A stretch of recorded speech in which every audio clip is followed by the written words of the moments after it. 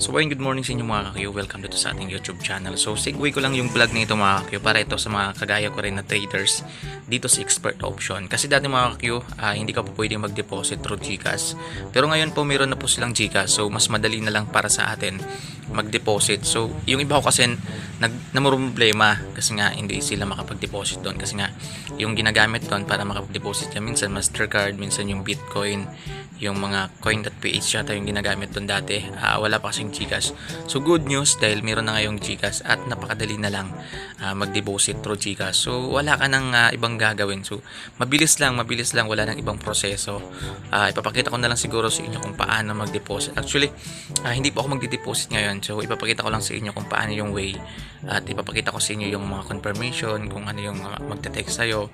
Napakadali lang po siya, napakadali lang. So yan yung ginagamit ko. Mag-deposit ako ng $10, ganyan. Actually $10 lang naman yung dinideposit ko. So ngayon nga yung $10 ko ay medyo nabawasan ng kaunti kasi nga hina ngayon ng taas baba, yung hindi mo ma-predict yung mangyayari. So nag-stop muna ako.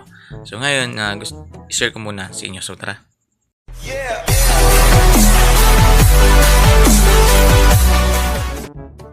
So ngayon mga kakyo, nandito tayo sa Expert Option natin na application. So ngayon mga kakyo, naka-demo balance po kasi ako kasi yung natitira na lang sa balance ko is $7.80. Yan na lang yung natitira sa balance ko mga kakyo. So ngayon naka-demo po yan kasi parang lang muna, libang-libang lang muna tayo. So ngayon ituturo ko sa inyo mga kakyo kung paano nga ba mag-deposit through GCash. So kasi dati po wala po yung GCash na yan, mag-deposit ka. Yan. Ngayon dumagdag sila mga kakyo dahil sobrang dami na kasing nagtitrade dito sa Expert Option. So ito tingnan natin yung choice of payment nila mga kakyo. Tingnan natin ha. Yan. So dati meron silang coin.ph. So dati nga wala yung PayMaya na yan. Tapos GrabPay wala din po yan. So dati lang talaga yung crypto yan. Online bank. Yan. Mastercard. So yun. Ngayon dinagdag na nila yung GCash kasi alam naman natin lahat ngayon puro na GCash yung ginagamit natin. So mamili ka lang dyan. So kasi karamihan kasi sa atin GCash yung ginagamit natin. So ayan na, meron ng GCash, pindutin mo yung GCash na yan, matik na po yan, maglalagay dyan sa choice o payment mo. So ngayon continue mo lang yan. Halimbawa $10 yung i-deposit natin kasi ako $10 lang naman. Minsan nung una nag-deposit ako ng $20. So ngayon ho kasi mga kakyo, meron ho silang mga bonuses kapag malaki yung i-deposit mo. Kagaya na lang mag-deposit nga ng $2,500. So meron po siyang bonus na $1,250 na bonus. So ang laki pala. Tapos pag nag-deposit ka ng $1,000, meron po siyang 30% na bonus. At kapag 250 naman is meron din 30% plus 30% yung bonus niya. Saka ganun din po sa $100. So ang lalaki na. Yan, 20% yung bonus. Sa 50, ganun din 20. Then sa 30, 20 din. Yung dito lang yung wala sa $20 saka sa $10 wala po siyang bonus. So dito tayo sa $10. Alam ba, example lang po yan. So hindi ako magdi-deposit ngayon mga kakyo. So ipapakita ko lang sa inyo yung way. So alam ba, meron na tayong magdi-deposit tayo ng 10. So ayan, naka-highlight na po yan. Continue lang natin. So GCash yung ginagamit natin. Actually loading po siya kasi ang hina ng internet. So nagkakape pa kasi ako.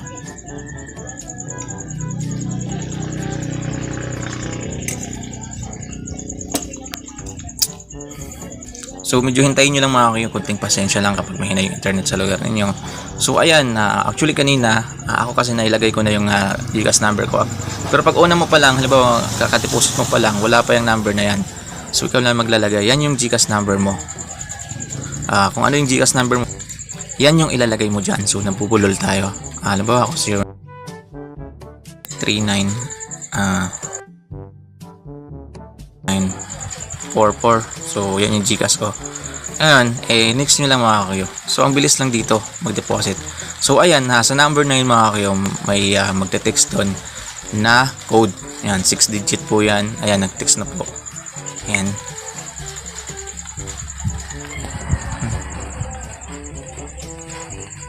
Sundan nyo lang mga kakyo kung hindi nyo intindihan. So yan yung code natin na 060909 060909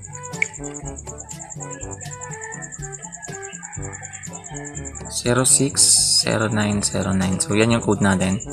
Then, next natin mga ka-Q. Uy, 060909. Bakit nabali? Wait lang. Tingnan natin ulit. Baka nagkamali tayo. 16 pala. 160909. Mali ako. Palitan natin tong 0.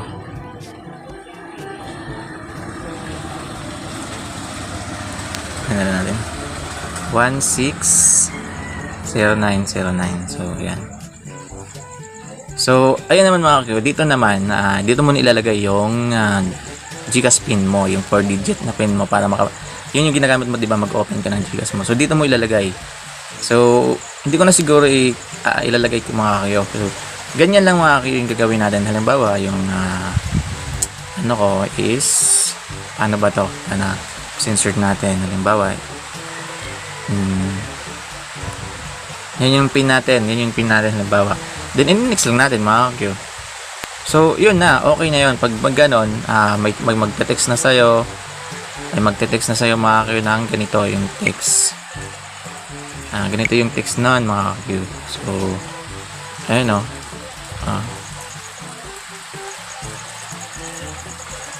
Ito na magte-text sa'yo mga ka-Q. Your payment of 518. O bakit 518? Kasi yung 18 na yan, yun yung charge. 518 to. And Pogatex has been successful process. So, ganun na mga ka-Q. Automatic pasok na po yun pag gano'n. So, wala nang ibang gagawin. Matic na po yun. Direkta na doon sa account mo sa expert option.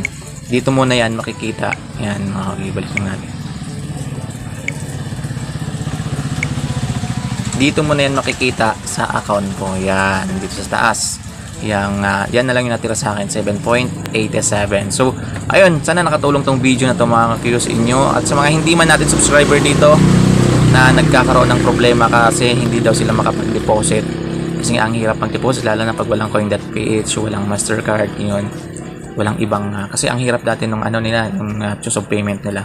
So, ayun, hanggang dito na lang muna tayo mga ka-Q. Please, like, comment, and subscribe. Sundan nyo na lang. So, ganun lang kadali. Wala ka nang ibang gagawin. Ang bilis-bilis lang.